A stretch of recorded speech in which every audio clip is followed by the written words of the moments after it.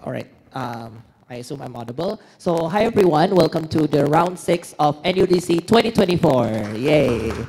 Okay, so in round 6, we will have a battle between GADJAH MADA as opening government, Parahyangan as opening opposition, Indonesia as closing government, and Brawijaya as closing opposition.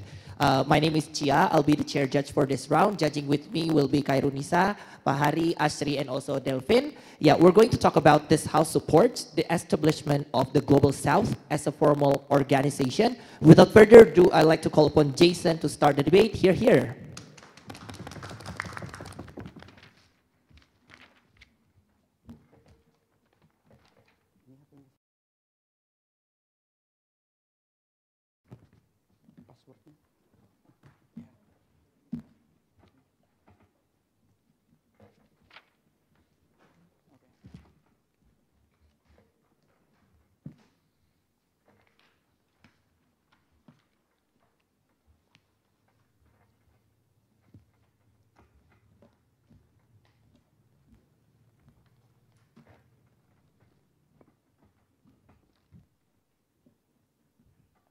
They say that power corrupts and absolute power corrupts absolutely. And this is exactly what is going on with the current world order, where the West have so many privileges to ensure that they stays in power. This must end with the existence of Global South as an organization.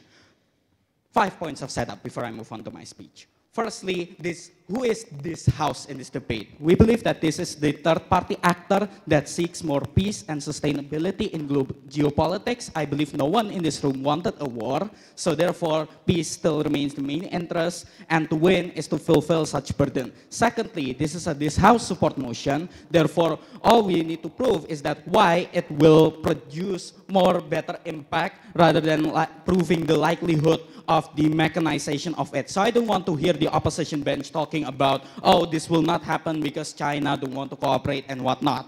Thirdly, how to achieve peace? In status quo, we do it by cooperation. This is done through political cooperation, by the channel of diplomation through conflict resolution, or economics to ensure that all needs is fulfilled. Therefore, there is no desperation that lead to war over resources, and economic dependence makes them unlikely to go to war against one another. And through defense, which serve as a deterrent from many actors that want to attack. Fourthly, how does the political organization look like? We believe that it will be the combination of G7 and NATO. Therefore, there will be political, economic, and defense cooperation in one. That is to say, it will provide channel of diplomacy, increase the exclusivity of trade, even creating common currency, and joint military practice and NATO arrangement where you are invading one, you are invading all. Fifthly, just a preemption. I don't want to hear any autocracy debate in this motion because it is something that is symmetrical. US also work with Saudi Arabia, Philippines, and Japan, for example, which has not really good record on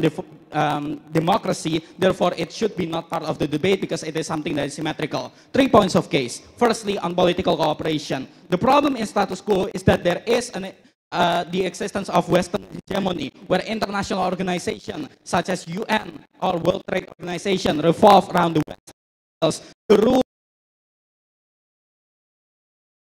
Rome Statute are made with Western ideals, and you do trade with US dollars, for example. This is exactly bad for 3 different reasons. Firstly, because there is no check and balance on the West. Therefore, the West can basically do anything as they are already did in status quo. Secondly, the pressure on developing countries, especially to cave to what Western needs, for example, on trade. Therefore, it creates a modern era of neocolonialization, for example. Thirdly, what about the ideals of the West? They want to protect democracy, right? No, because it is the justification that they use for war, and therefore it is still going to be bad. I don't want to hear like democracy will be used as a justification to kill millions, for example. And secondly, it is less likely to be successful. Look at Iraq, for example. They still controlled by the terrorists, for example, or by autocracy to begin with. And thirdly, exactly with this democracy, it creates the instability of foreign policy. You have the really invasive foreign policy of George Bush once, and then you have the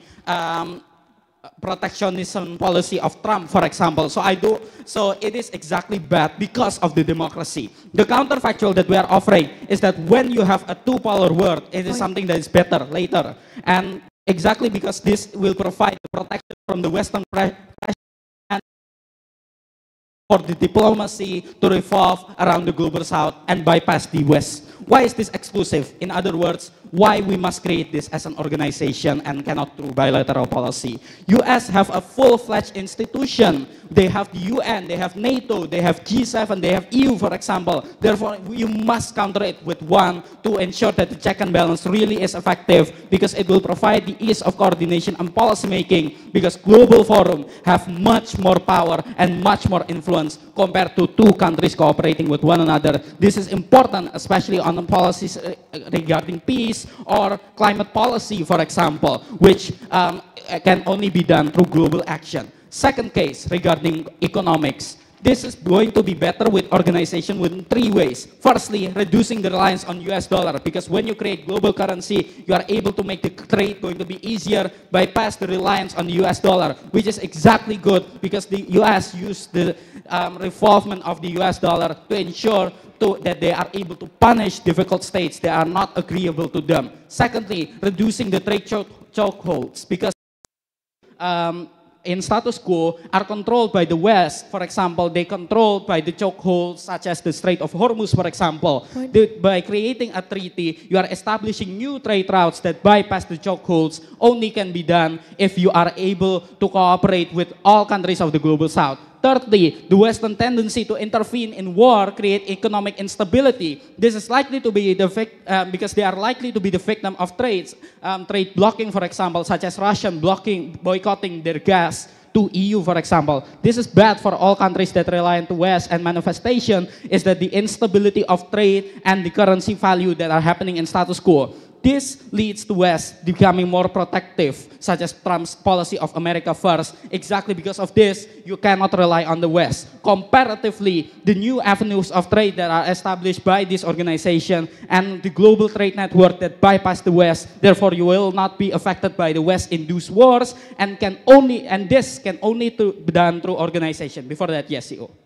Why suddenly your organization has a lot more bargaining power that can counter the Western? Because the power of numbers. Anyway, it can only be done through organization. Because it is bilateral, comparatively if you do it bilateral, it is tricky and time consuming. Therefore, you are not really independent through bilateral, because you can still be affected by the Western issue because you are still going to trade with the West regardless. Thirdly, defense. Why is this urgent? Because West, especially US, use the power of invasion if the countries disagree. For example, countries like Iraq and Libya are invaded because they want to be independent from the petrodollars. And this invasion will be unstoppable because the international law that prohibits invasion are made by the West itself, therefore giving them much leeway for invading countries. Or even if it is not legal, as the case in Iraq, they would just plow on against the UN resolution, for example. This is exactly what we don't want. This is important because the countries that are threatened by the Western power is exactly the global south. The counterfactual that we are offering is that you are having the ease of coordinating practices. You are able to show off your power, while NATO arrangement effective to deter, only workable if you are trading, if you are doing this in groups, because the US military is far more powerful. You can only do it by outnumbering them. Propose. All right, I thank the Prime Minister for the speech. Next, I call upon the leader of UP, here.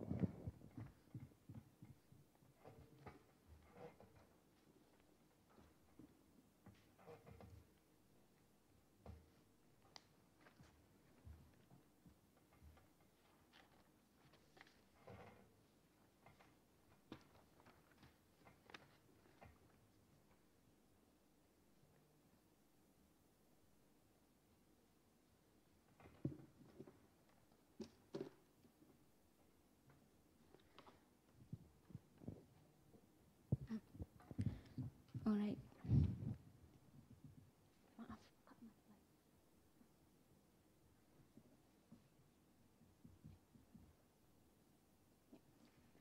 Starting my speech in 3, 2, 1. Agree that US never see who their opponent is. They say democracy, but they speak different language. We agree about that. And that's exactly why the formations of Global South at the end of the day only triggering and creating more aggressive movement coming from the US. It looks like how Global South at the end of the day looking like how it challenged by valuing the anti-democratic value at the end of the day. For example, how they can justify this by saying that, oh, the leader is China who is like communist, or the leader is China who is very exploitative toward like African worker, or probably China that oppressive toward Uyghur. This exactly becoming the justifications of how US can be more oppressive toward, for example, the developing countries that related to this kind of global south. It looks like how now US can oppress, for example, Palestine, or probably oppressions in Afghanistan, because saying like, oh, they're anti-democratic, it translates into like inhumane actions, for example, those kind of things becoming a justifications of why then US will be like more aggressive.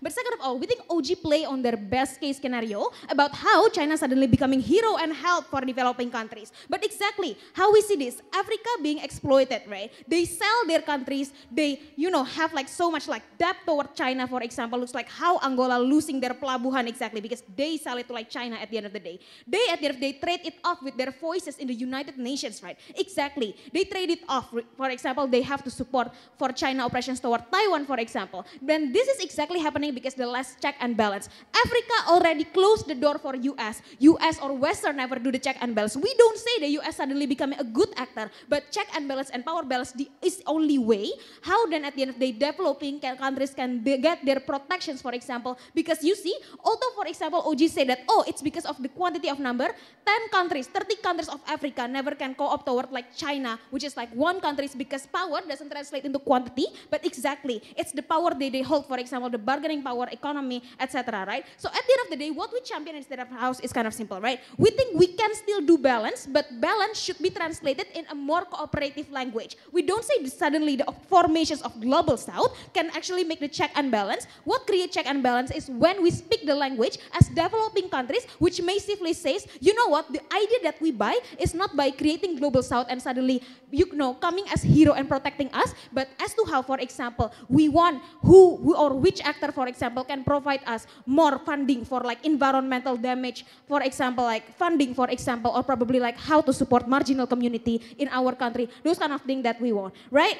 Two things under my framing, right? First, we say we agree that US is very strong and that's why we should be aware of this. Dollar is still very strong, for example, but what makes US less aggressive and moderate in the status quo is exactly right. Because they see, for example, at the end of the day, how, for example, Indonesia, China also try to invest to build KCIC, and that's the only way how US want to give like funding, for example, to support Arab Indonesia. I think like both chamber know at the end of the day how developing countries also, for example, like contributing toward their power, and only in that way check and balance could happen. Although the trade-off meaning, for example, oh, we do not get like maximum support of both bunch, for example, we think it's okay because we think creating proportional balance is the only way how we can, for example, avoiding war. What we want under the debate and what we prioritize. First, at least we do not want any kind of oppression done by both countries, which will affect marginal community in developing countries the most. Second of all, at least when the tension happen, for example,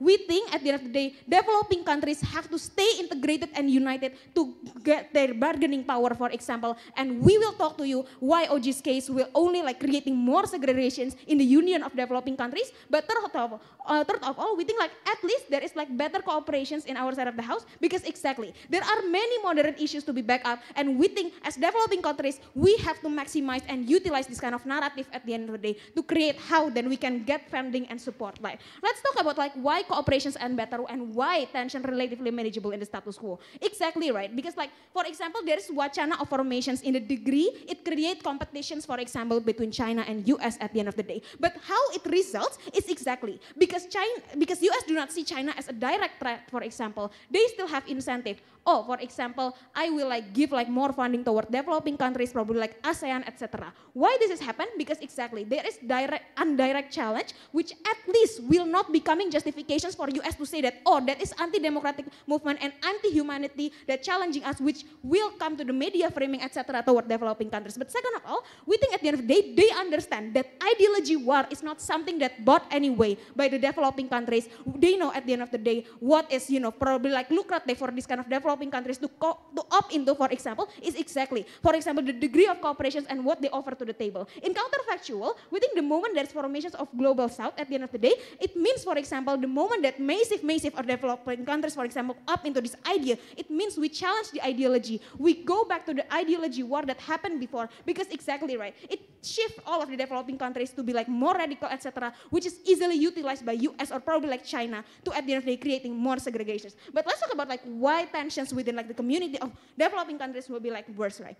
We think at the end of the day, how it will impact like marginal community looks like this, right? First, we think at the end of the day, tensions will be like very much worse, right? Because like, at the end of the day, conflict will not happen directly before like, between the West and the global South, for example, but they will utilize developing countries. It looks like, for example, how the global South, for example, mostly undemocratic, and that's why they will use this, for example, to be like more oppressive toward Middle East, the moment like Middle East go up into this global South, or probably toward ASEAN, because Indonesia is exactly, for example, opting toward the global South. At the end of the day, what it creates, at the end of the day, we think like it creates like more justifications to oppress, which is like impacting the marginal community in the developing countries. But second of all, we think it prone to segregations toward developing countries, because exactly, I think like by at the end of the day opting or choosing between like US, for example, or China, for example, I think, for example, we can see how the tensions in ASEAN, for example, as to how like Philippines toward like America or Indonesia, for example, like toward China, I don't know. At the end of the day, what will happen is exactly, I think it creates like more segregations. The formations of the global South will exacerbate this the moment you really opt into that, the moment you sign the contract, meaning you agree with anything that done by them. But we also see at the end of the day how the geopolitics is very sensitive. The moment Indonesia, for example, sign into like, I don't know, like America or probably becoming like global South, it means Indonesia toward, directly opposing, for example, the idea of how they backlash, for example, toward like the Islamic countries, etc., which is being oppressed by America, we think, right? So at the end of the day, in our counterfactual, at least there is incentive, for example, how power balance will happen, because first it will not happen into like massive exploitations, because exactly check and balance, for example, the narrative of humanity of the US can still do check and balance in like global South country. But second of all, we think the justifications toward oppressions is lesser. But third of all, we think segregations of power is less likely, because exactly developing countries still have their full agency. All right, I thank the leader of opposition for the speech. Next, I call upon Deputy Prime Minister. Here.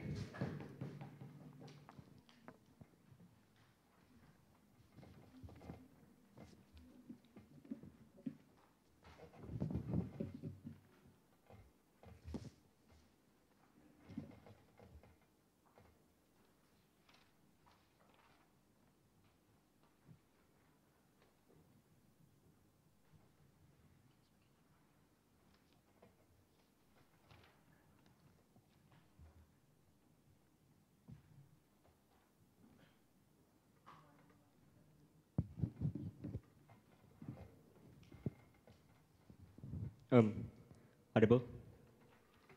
Okay. Yep.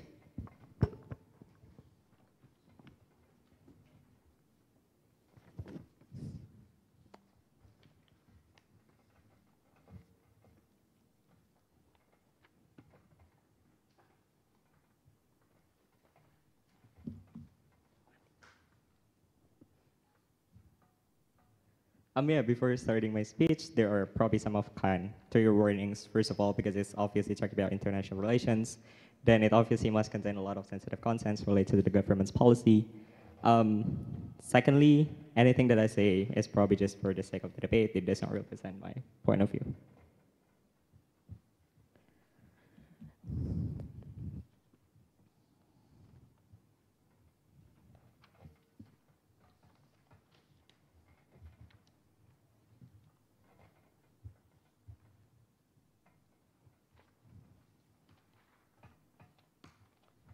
Starting my speech,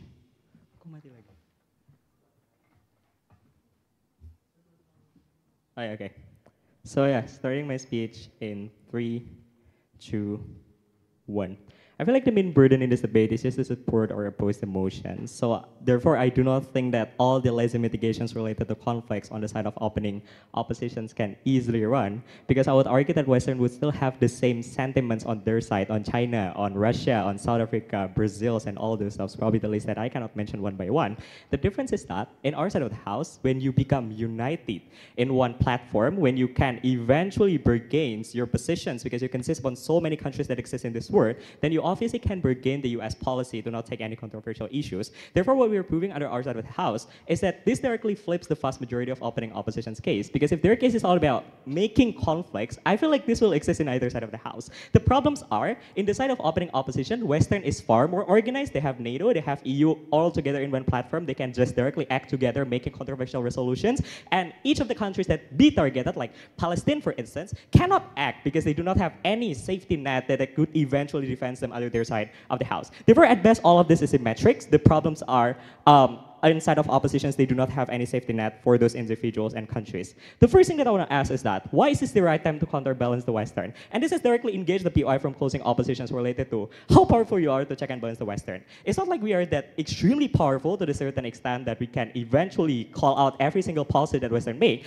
but it is eventually the Western that become weakened day by day. What does this look like? This looks like the image of Western that is really, really bad as a result of US and Australia opposed Palestine independency. Or secondly, there's a massive inflation of oil prices because Russia do not want to export their vast majority of oils and minerals to the Western countries because North Pipeline 2 was destroyed. They trickle down to the Western economic industries to eventually cannot functionize optimally. But also this create the fluctuation of dollar to pop up when Western cannot maintain their export activities. Therefore, this impact economically to the every sectors of Western nation. That is to say, this also impacted their currency as well, in which the prices of transactional goods become far more expensive when every nations and every state do not rely on the dollars anymore, or when investors are afraid to invest in US because of fluctuation of securities that is constantly happening. Therefore, currently their economic and super bad, and so does their military sector, because they do not engage the vast majority of context that Jason provided. Because right now the military of Western is currently in shambles. There are a rise of right-wing in Rishi Sunak in England, or constant scrutiny from Joe Biden policy that constantly intervene in Afghanistan. Therefore, they pull out the vast majority of the troops. This is important because right now people consider the military is worthy. They do not become a tools for everyone to just directly intervene. Also, secondly, there are rises of immigrant tension that allows people to prioritize internal politics in contrast to interventionist politics. Therefore, our comparative matter, because this is the right time to establish the counterbalance, because Western do not have any power anymore. They do not have any military that is strong. They do not have any proper security or economic that exists under the side of oppositions. Therefore, all of this proof that we must disassociate with them right now before Western eventually recover as soon as possible. Why this is good? Because the Global South cooperation eventually provide us with military security to defend ourselves whenever Western want to make controversial decisions. Or secondly, they at least provide us alternatives with BRICS currency, which is good, because in most cases the developing countries obviously have the stable currency and have the stable economic growth. Therefore, the currency is going to be better on our side of the house. At least we provide them with option. At least we provide them with choices whenever they do not want to use dollars anymore. Therefore, all of this is important.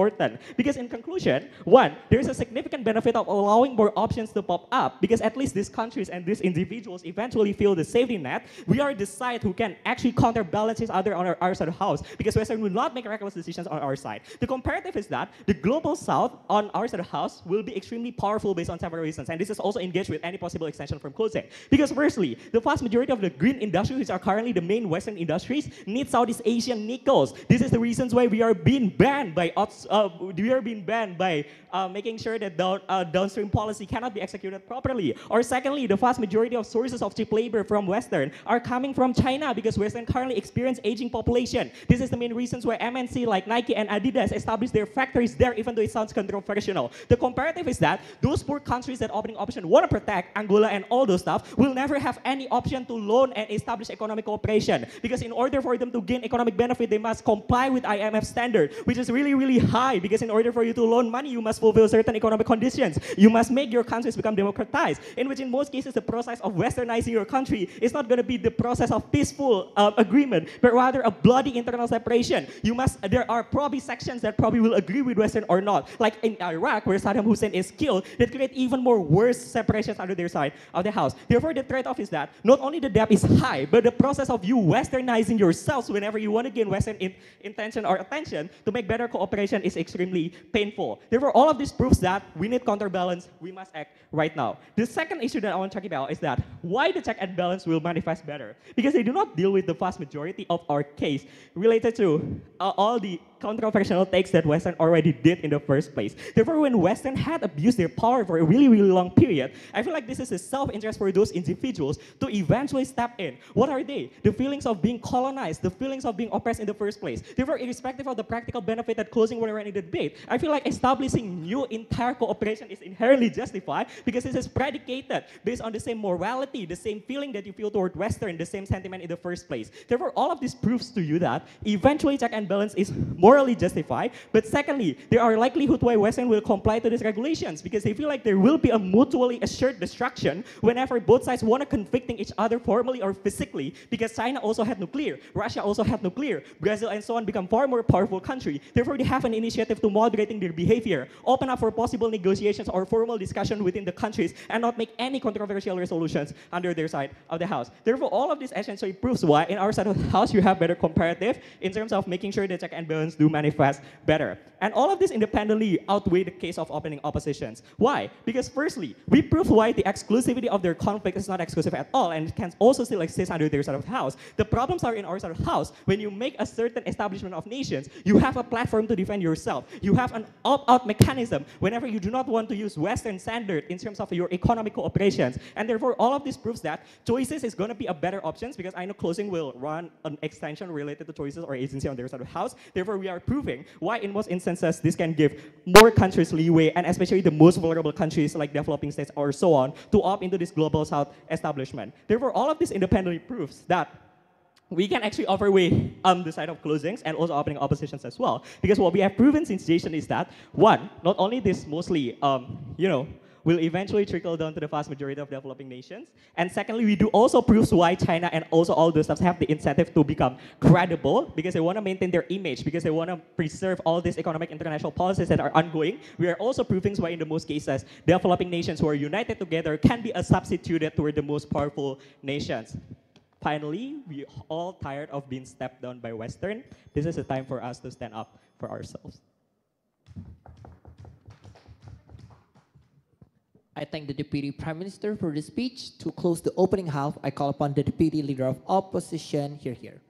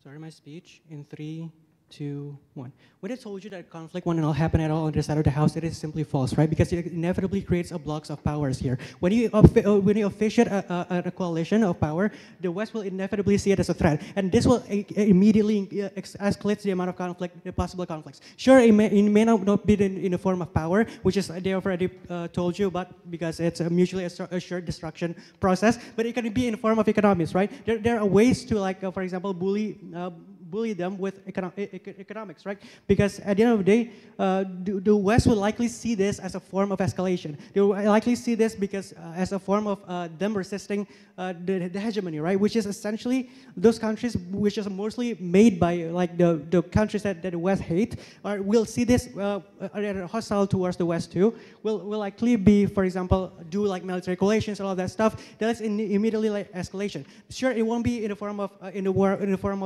direct wars, but it can be in the form of Cold War, and secondly, it can be in the form of trade wars, right? So what does this actually look like? But before I move on to that extension, I'll do several rebuttals towards what they're saying, right? So they told you that the dollars is essentially allowing the West in order to like be punitive as possible to developing countries. I don't think this is exactly the case, right? Because first the U.S. is simply has been moderate in terms of like invading countries. Sure, they've been bullies, but they've never invaded a country in a full countries for example. Invade countries punitively. I mean, they have in Iraq, but at the various scale of it and the degree of harm is different, right? On our side of the house, currently, like the harm is only affecting, like, for example, developing countries that has all of that stuff. And when on their side of the house, when this happens, you, for example, like make war happens also in other countries and spread it, right? Because I've told you clearly that this creates a justification for the West to see this as a form of like of oppression and enemies to democracy, so they can like further escalate military conflicts. Sure, maybe it won't be direct conflict, but it can begin in the form of proxy wars, meaning that more developing countries that for example that's most vulnerable, which does not comply to the West, can now be victims of the West, right? Because they can create, oh, this country is supporting our biggest enemy, which is this big BRICS country. They have likely reason to invade those countries, right? Because we have seen that the U.S. is likely to do this in status quo. On the status quo, on their side of the house, they'll even like do this more often and more likely, right? Because of these reasons. And secondly, no, thank you. Secondly, they told you that it is inherently bad in reliance on U.S. dollars, and the IMF has certain like standards. First of all, I don't get why they say that democracy as a standard is a bad thing. I think democracy provides you better check and balance, and I think I would rather have our hegemony be a democratic country because it's easy to call them out whenever they make a step over the line. When our hegemony and it's way easier for that, right? And like for example, like currently the U.S. is finding currently the West is being called out in the UN, for example, because of their relentless punitive actions against Palestinians. And I think more and more countries are likely to rise and speak up for themselves. And even more countries are now like recognizing Palestine because the countries do not want to be bullied anymore. The difference is we don't formalize this in front of a group which could escalate conflict, right? Which means that the UN is still a viable option. If you want to resolve conflicts like that, you have to ensure that you can give power to the ICJ, maybe the ICC, maybe. Those are like better check and balances against the superpower, for example, right? You don't do this through coalitions because this escalates the conflict, right? Because we already know the U.S. as a punitive actor, right? So essentially, it is a bad thing also, secondly, for the developing countries, right? Developing countries and the global south, right? Because currently, if you notice, like the reliance is mutual, right? Currently, we keep things at a deadlock for a reason, right? The West with their purchasing power and the global South with their manufacturing capability. This means that there's essentially no dominating power around the world. So abuse happens at minimum at best, right? Because one, the Western does not want to escalate the global South too much by provoking them, and also secondly because they don't have justification to provoke that yet. Meaning that in the cases of Natuna, for example, the West only intervenes in like giving Philippines weapons and all that stuff, and China keeps it at a deadlock. But they've never told you why there won't be an escalation in developing countries which is more vulnerable, right? Because when this happens, essentially, because of the reasons that I explained to you earlier, right? Developing countries will be most affected by this, right? So essentially, like in order to fight a bully, you don't provoke them. In order to fight a bully, you try to like slowly.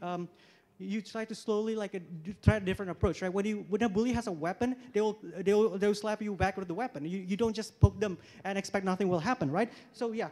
So what is this like? I've explained to you earlier about the Cold War, about how proxy wars are likely to happen to developing countries, and secondly, I will tell you why trade wars will happen on our side of the house, right? Okay, sure. Maybe it won't be in the form of like maybe it won't be in the form of sanctions, but it will definitely affect like further economic cooperations between the South coalition and the West coalition, right? Because it gets essentially like lower down incentives for them to do investment in the first place. This can be seen in the form of like American companies that is pulling out of China, for example, or like and yeah, those kinds of things will more likely to happen here because of like again. The West just holds that much power, right? When that happens, essentially the FDI and on those developing countries that sides with the, for example, with the South Bloc is essentially like having like less economic opportunities, right? This is really bad because we do not want this to happen. And yeah, and secondly, in terms of like cooperations or like beneficial cooperations, like for example, global issues like climate change, and secondly about world water problem, which requires coordination in order for you to be able to solve it in the first place. This will less like the cooperation will most likely be sour, right? Because these countries will likely be selfish. The West now has a reason to pull their aid away from developing countries, and yeah. So yeah, essentially what they've done so far is that it essentially transfer the conflict to developing countries. Sure, fallout wars won't happen, but proxy wars will definitely happen, which we have seen before, right? America loves proxy wars, and China loves proxy wars, and Russia loves proxy wars. We've seen Afghanistan in 1980s, right? So yeah. So those are essentially like Cold War scenarios and trade wars that will happen on the side of the house. And the problem is exclusive, right? They've never given you an example on why like the current counterbalance will not be worse on the other side of the house. Because on the other side of the house, we at least explained that the bullying happens at a minimum. On the other side of the house, they further increases the chance of the bullying will happen because of the reasons that I provided to you. And yeah, so at the end of the day, some of the benefits are exclusive. In fact, it will backlash to them in the end of the day because they failed to tell you why escalation will happen in terms of economic problem. Okay, very proud to oppose. Thank you. All right, I thank the Deputy Leader of Opposition. Next, I call upon the government member here.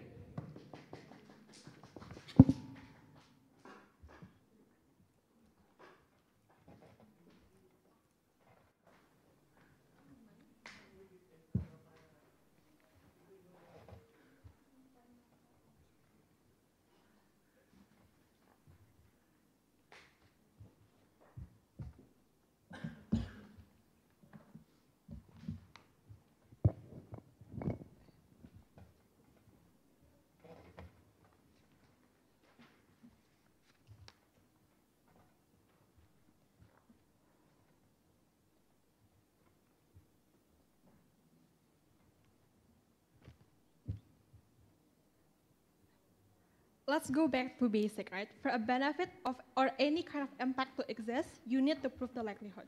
We thank OG for spending 14 minutes of their speech talking about why US is a hegemonic power and why it's bad, for example, but they never told us why the contextualization as to why it's going to be better in our side, why this formal organization of Global South is important and the benefit is exclusive. They never told us the context of different actors or what kind of internal negotiation that might exist in our side. And as CG, we're going to be happy to explain that to you. That's the winning point of CG, right? I'm going to talk about why protection towards developing countries will manifest better in our side, but I'm going to give it two layers of analysis. First, I'm going to explain why is it likely to create a better internal negotiation, which is a mechanization from OG's argument. Second, I'm going to explain to you why the policy that's created in our side will be more in line with the interests of Global South or developing countries, literally telling you what kind of actors this Global South is and what is the interest of Global South and why the policy that needed are going to be exclusively coming from our side. This is a new contribution that I think should be the most important metrics in this debate. First then, why is it likely to create a better internal negotiation? So let's talk about what will happen in our side, right? In the former organization, we can see that there are some stronger countries like China or India or perhaps South Africa, for example, that has bigger capitals and has bigger political powers. We think their role is exactly important because of several reasons, right? First, I think countries like China and India are the perfect actors because they're not too strong, but they're not too weak, right? What does this mean? Obviously, yes, they're strong as they have dominating the trades, for example, they have big population, for example, but they're far enough to be as strong as US because statistically, China's US's value is still half from the dollar's value. I think China's market, for example, is highly dependent to the market from developing countries, for example. This is unlike US dollar, who is powerful enough to create a global financial crisis in instance. This is not like US, who has the power to just print more dollars in order to harm other countries, right? I think China and India is the perfect actors because they have capital to inject this kind of formal organization to help push for, aids, for example, push for investment, push for more trades, for example, but they're not strong enough in a way that they're going to dominate the whole negotiation, in a way they're going to dominate the decision that created by this formal organization, right?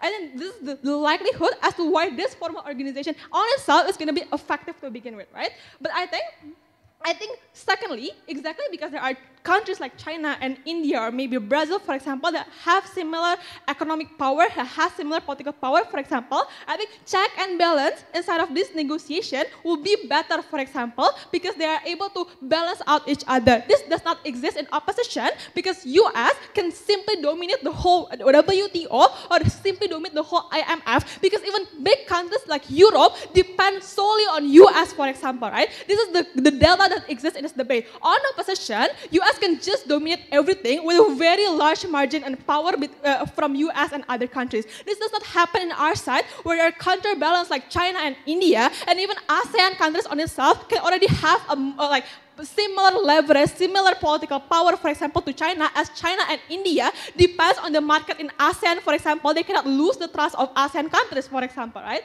So eventually, we create the perfect actors with the perfect capability where they're not too strong, but not too weak. They're able to lead and inject capital, for example, but not in a way that they're dominating as what you asked, as what they have explained, as what OG has explained in this debate, right? Point of information. I think, lastly, I think ideologically, developing countries share the same belief of non-interventionists, right?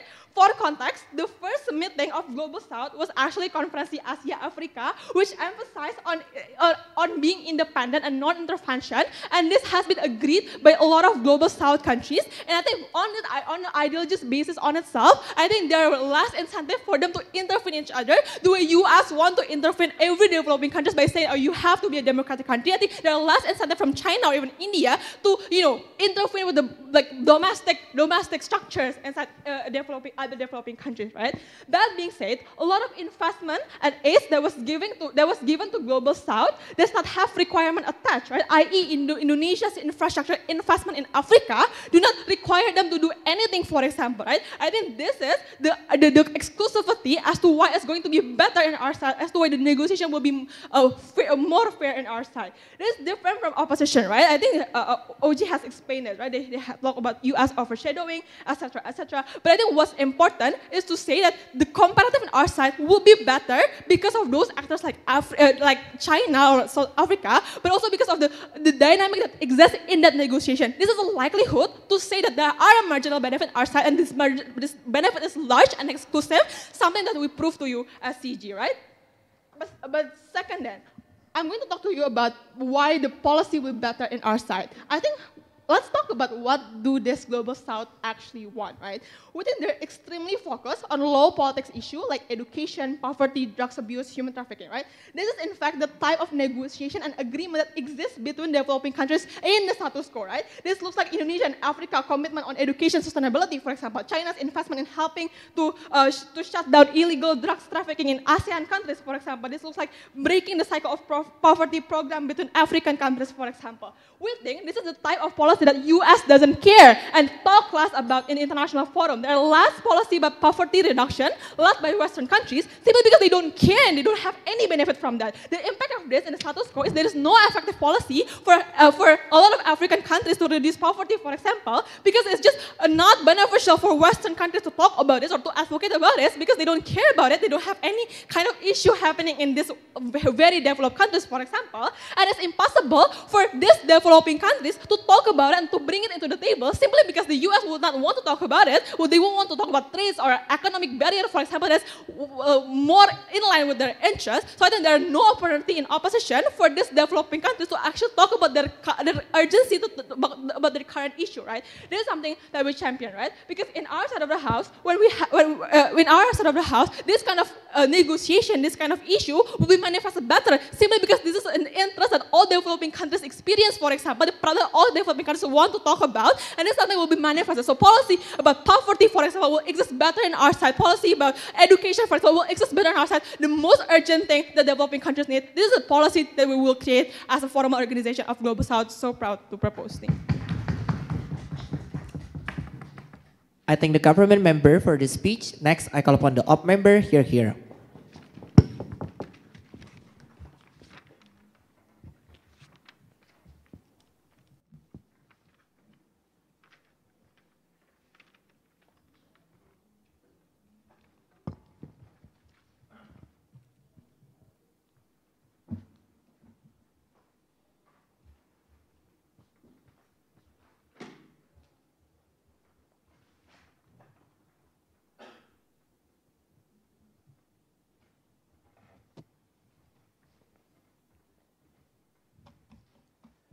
Firstly, I just want to say that what I will be speaking ahead in my speech will not be representing any of my beliefs.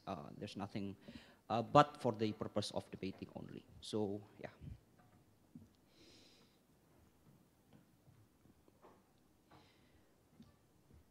International relations is basically an arena of interest. When you want to support the idealization or ideal goals from this formal organization, that is to say, i.e. to counterbalance the dominance that too much power will corrupt, the burden question that you need to answer is whether or not states as the main actor in this motion do have the interest to be incentivized to pursue that ideal goal. We as CO will prove that states as the main actor in this motion do not have the incentives to do so, proud to oppose. So I have one contribution under my speech then. Why then this formal organization of Global South will never work? We will explain to you the analysis of the innate characteristic of international relations, which is the system that is anarchical. This analysis that IR is a system of anarchy, never explained by opening opposition. So any stance coming from opening opposition cannot really stand without the prerequisite point of our characterization of IR, which is the anarchical system. We think that, what do we mean by IR is anarchical? We think that by that, when it is anarchical, it is anarchy, right? It means there is no higher authority to protect you as a state actor. Therefore, states can only rely on their own. It means they are only driven by their own self-interest, which is to survive. Why survival is their main interest in this international relations? Because anarchy will result in either one, constant conflict and friction, constant conflict and friction, because this formalization is formed as a unity of one organization, therefore it never happens due to this constant conflict and friction. But also too, even if states want to create organization because they think that it is the most effective tool for their survival, we will explain to you why then in particular, this organization of Global South is not the choice to begin with. But also layer two, we will explain to you why this never works in terms of historical contextualization, again never explained by opening opposition. We think that this never works historically speaking. Why then? This explanation will help. Global South organization, it really originates, for example, from many organizations that have been formed before. For example, Asia Africa in 1956, where their initial idea was to declare independence and promote anti-colonialism. By years, there were attempts to create Global South organization, like for example G77 that was intended to counter G7, or even non-alignment movement that try to cater the countries that are not wanting to ally within one side of the Cold War. Why are they unsuccessful? One, because superpower always have vested interest in the Global South countries. It means these interests, like for example, economic cooperation investment, which is to lobby those Global South countries to always be the ally of those superpower countries. Therefore, this organization of those Global South countries will never be likely to happen to begin with, right? But also too, I think countries are basically, again, inherently self-interested, right? Notice that in the current situation, superpower has power over two things, over Global South as the beginning power. One, aid institution, but also two, how then Global South are still relying on the instrument of those superpowers such as what is formed in the Bretton Woods and so on and so forth. We think that if you want to counterbalance them, stand against them, you cannot do that because you still need them to begin with for the sake, of your survival later, please. We think that at the end of the day, this never works because at the end of the day, the reason why it never works is not because of the technical reasons, but it is because of the inherent characteristics of IR in which states are self-interested. Therefore, the question is why it never works due to this reason, because states are self-interested, and therefore, you cannot guarantee that at the end of the day, this cooperation will be likely to happen. And furthermore, those states, those global south states are still really reliant on those superpower countries, which is main interest of all states, be it global or not, which is to survive at the end of the day. Therefore, reliance is their answer at the end of the day. But layer 3, why then this act of formalization of global south is wrong in and of itself? One, I think the issues of countries amongst global south countries are already happening.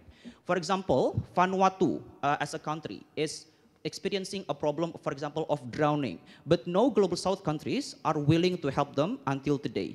But ironically, it is the USA that helps them to offer their help, such as digital country. This is to engage, for example, OG's case, that superpowers countries is having an essential characteristic, which is to always oppress the developing countries. We will say that it is not true, because you cannot generalize that states do have the innate and universal characteristics, but it will be dynamic, coming down to their interest. What is the motive? What is the interest for them to do that? If they want to do this, it is based on their interest. If they don't want to do something, it is based on their interest. Why do superpowers do that to begin with, helping those global south countries and developing countries? Because we think that they will help developing countries because they have their own self-interest, which is the proximity interest in there as a superpower countries. But the next question is, why only superpowers able to do it? We think that at the end of the day, those superpowers are the only countries able in terms of anything. One, economic power, and therefore also countries' power. It means if you want to go against them, one, the superpower will no longer help you because they will be hostile towards you.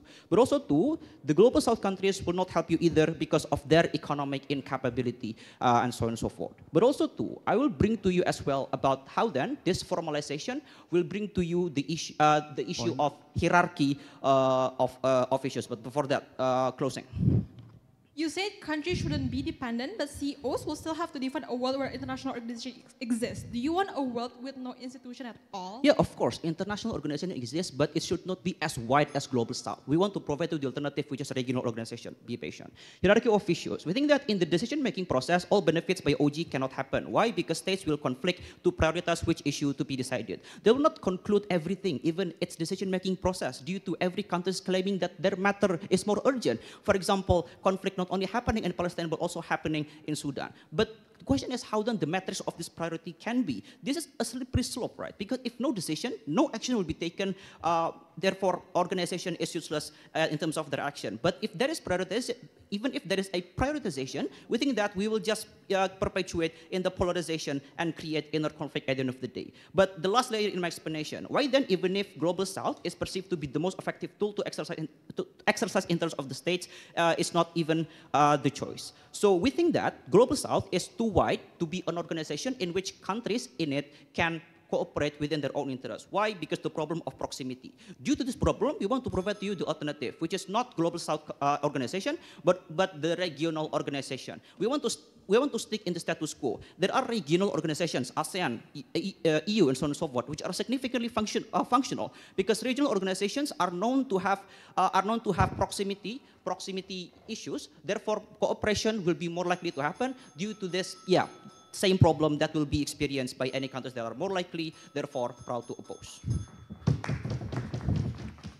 All right, I thank the member for the speech. Next, I call upon the government whip. Here.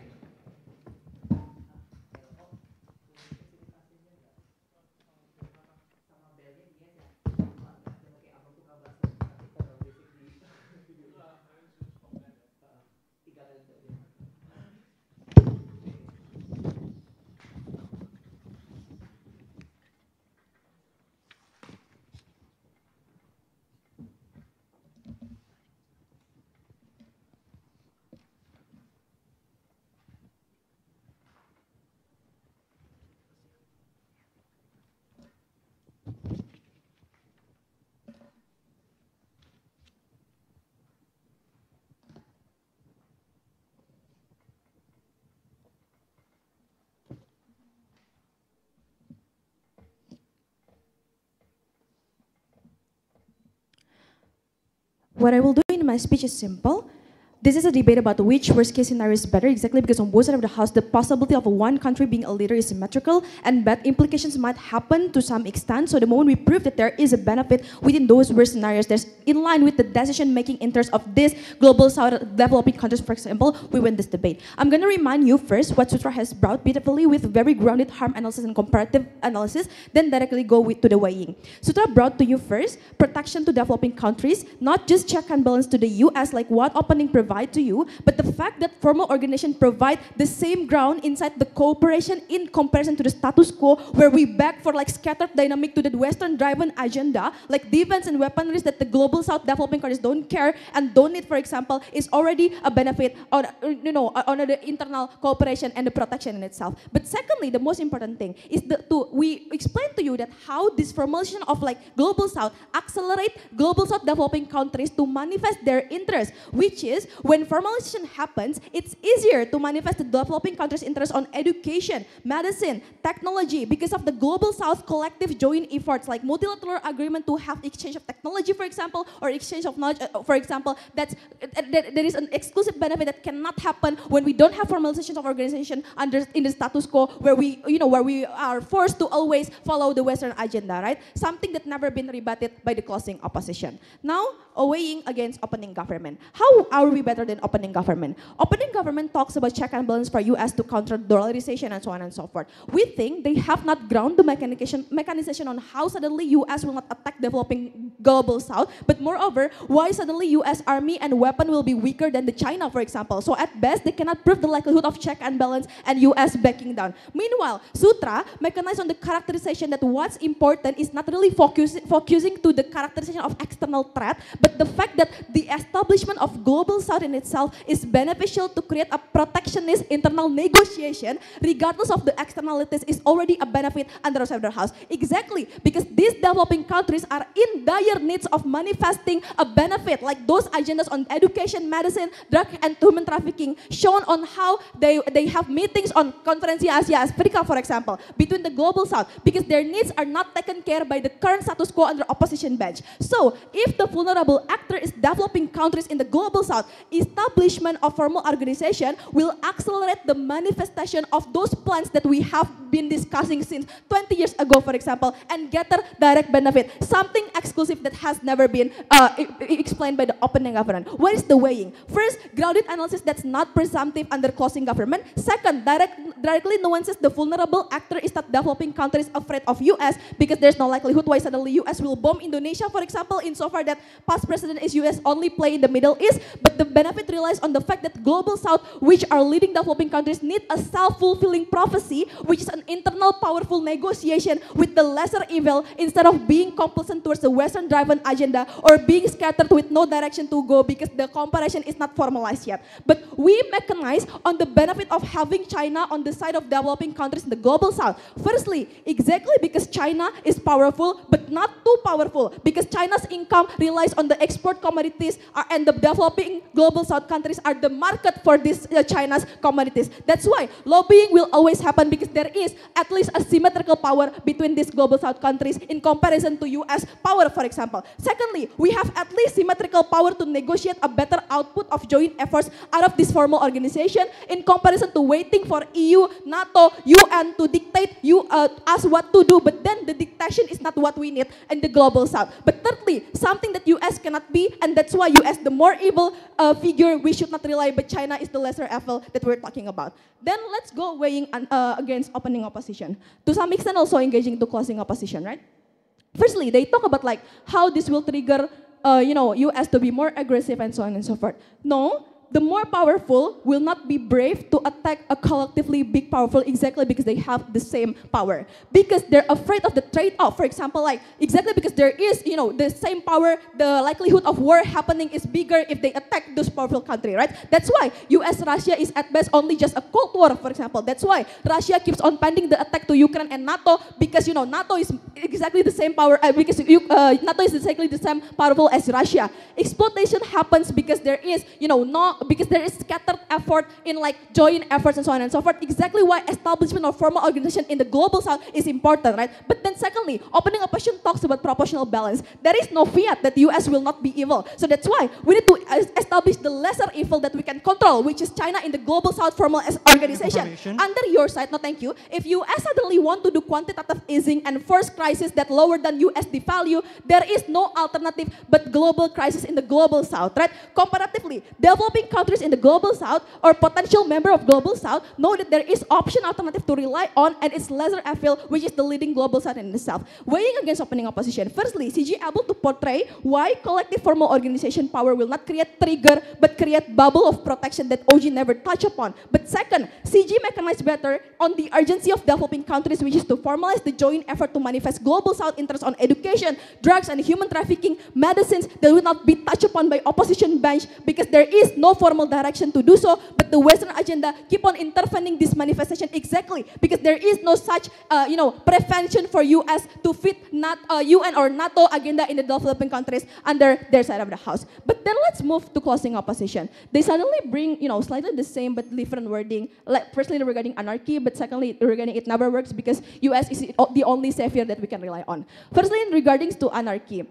I think this is not relevant because if you want no institution at all but one regional cooperation, so what is the difference between that? But moreover, we think regional cooperation exactly is not reliable simply because proximity means we all have same capability. So how do you guarantee benefit when everyone have the same lack of resources or have the same lack of scarcity? We don't understand that. But secondly, it never works because they talk like it never works because only US could have. It's not about who could win the war or save the victim exactly because it operates under interest. So if you want to so if it operates under interest, the fact that global south countries have the same interest that is different with Western agenda countries, meaning that the possibility of we are able to be helped by this global south is better than we're able to be helped by the US or the NATO or the UN or whatever it is that they want to bring as the counter mechanism. We are very proud to win this debate.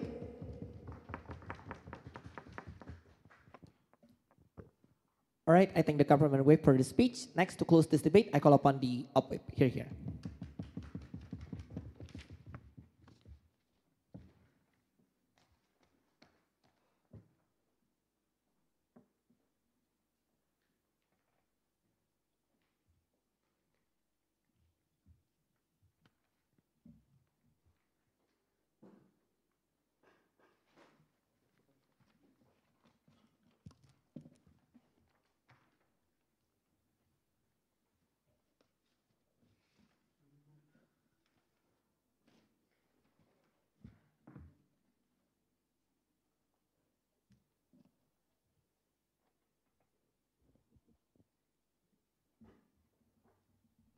2 points of clarification.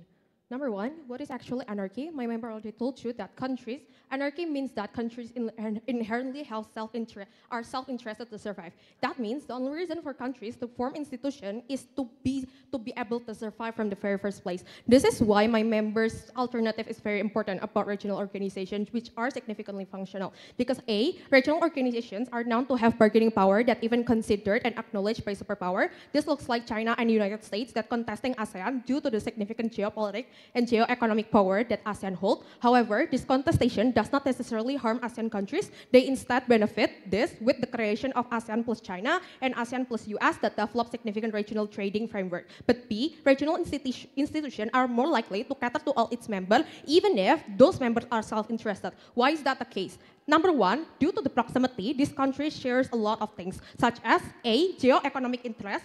This is like EU that literally has the same currency, means like they routinely cooperate for monetary and fiscal policy, or even ASEAN that establishes ASEAN Free Trade Area, and also African Union that also has the same free trade area. Similar to this are similar geopolitical problems, which is the issues of climate change for Pacific Island forums, for instance. That's why they have the collective interest to actually cater to it, which means that all of the collective interests that the government bench want to champion can still be catered in the status quo. This means that even if countries are self-interested, their important matters can still be catered to each other, hence their relation is more reliable. This is a counterfactual that can actually cater to all of the interests that want to be championed in this debate. That's why I don't think that this is something that can be above OO even, because they don't have actual alternative, right? But secondly, talking about the historical, second clarification, talking about historical context. Why KAA, for instance, champion independence? Because they want to have self-interest. And how self-interest manifests? Number one, countries have different problems. This includes global south. For example, there are global south that have civil wars, like South Sudan, for instance, or even Myanmar, that's still in the shadow of coup d'etat. But number two, countries have different strategy to approach superpower. This is why there are countries that ally with China, there are countries that ally with United States. We think that under our side, the agency of sovereignty is the only thing that can still be achieved and can still be glorified under our side of the house. But let's just also engage to opening government's case. We think that the burden of ROG is to end the domination of West. We think this is a heavy burden, which is unlikely. Why is that the case? Response to this. Number one, bargaining power is not a quantity of number, but the amount of comprehensive power. This constitutes of three things. A, military power. US and all the Western has the strongest, and NATO depends on this, whereas small East European countries also rely on this, that they also constitute as global south, which means that some global south do rely on NATO, for instance, but also United States has military base all over the world, and a lot of global south countries do rely on this. For example, South Korea relies on US military base to eventually stop the conflict with North Korea so that mutual assured destruction will not happen. But B, economic power, we think that the ODP and dominance in being this talks about the GDP and dominance in being a trade surplus. Even if government want to talk that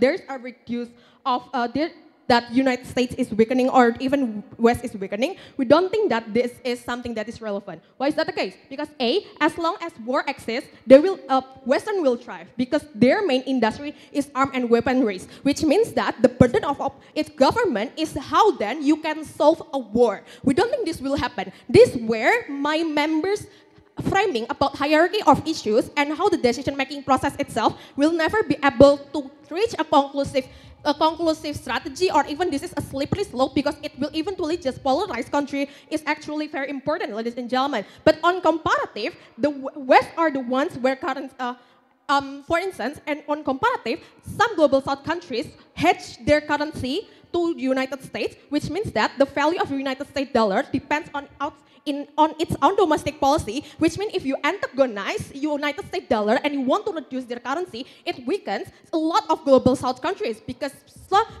means that your value will eventually just weaken as well, right? That's why we think that this is very important. But eventually, even if all of these are not true, I posit that we don't have responsibility to solve conflict because all of our obligation is just to survive. But even if yes, there are two alternatives on this. Number one, ICJ. Yeah, I think opening opposition already posted this, but this is not enough because this impact the image and the narrative are already massive enough. Slowly but surely, for instance, in status quo, there are a lot of states, even Western states, that slowly recognize Palestine statehood. But number two, non-governmental organizations are a lot more significant in these days. For instance, 8 organizations that negate the harm in conflict, and even ICRC that give close negotiation where developing countries can still donate to this non-governmental institution, which means that even indirectly, you can still solve a conflict without having to concern often your sovereignty. But before that, the entire closing bench forgot that this is this House support motion, where the burden is solely the organization should be supported or opposed according to the judge manual. There is no burden to prove mechanizing or new matter to begin with, so this should not be counted. No, this is your burden because you literally want to end Western domination. That means you have to provide a likelihood how then Western domination can end, right? We think we already positive to you how this is not likely. But even if at the very worst that yes, it is likely for the bargaining position to be able to beat Western, this will be harmful for developing countries instead. Because number one, countries will still likely to align with superpower. There are 2 reasons for this. Number A, that some countries have traditional ally like Saudi Arabia with United States. It becomes a constant foreign policy as a part of national policy that cannot be betrayed because this is a long-term plan. But B, it harms them to betray the superpower. There are two harms for this. A, it is probable for them to have economic sanction towards you. You have to see how Iran doesn't want an Iran nuclear deal with United States. That's why United States posed an economic sanction that significantly harm Iran, for instance. But B, there will be no investment. And I think that superpower investors are literally the long-term, not only directly, but also indirectly. For instance, institutional aid or even Bretton Woods institution like World Bank in impoverished countries like Sub-Sahara is also funded mainly by superpowers. Means that in government rule, this will stop the moment we antagonize superpower like United States, right? But lastly, let's also talk about military policy. How military policy actually works? One, it contingent to territorial sovereignty. I don't think that countries want to mobilize. Okay, proud opus. All right, I think the output for the speech. So yeah, that marks the end of round 6. Yeah, okay. So now you can stand up, cross floor, shake hands, and wait outside for maximum 20 minutes for the judges to deliberate. Thank you.